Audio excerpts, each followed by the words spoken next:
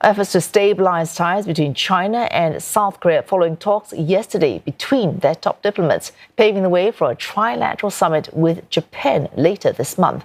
Now, if that should happen, it will be the first time the meeting has been held since 2019, after it was put on hold due to COVID-19 and deteriorating relations. A competing trilateral to those held across the other end of the Pacific.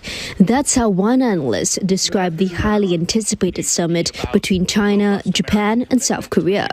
This as the US-China rivalry continues to simmer.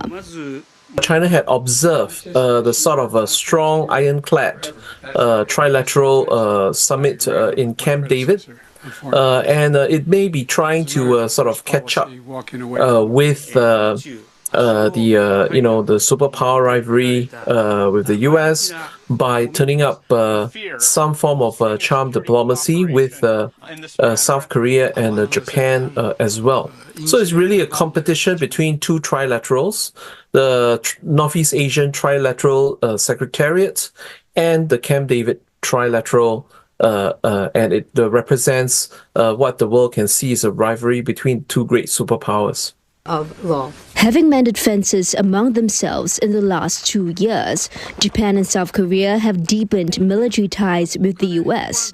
After a trilateral summit last August, in a joint statement, the three countries declared their opposition to what they call China's dangerous and aggressive behavior.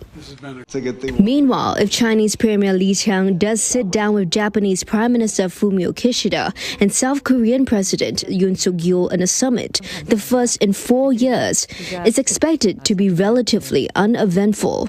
Northeast Asia does have a high context culture, which means political symbolism is very important. So after the meeting, it creates positive atmospherics for officials at lower ranking bureaucracy, at the lower ranks of civil bureaucracy that will take over and look into the sort of operational and minor details of how to implement the broad sort of agreements that are agreed upon or talked upon in the trilateral summit.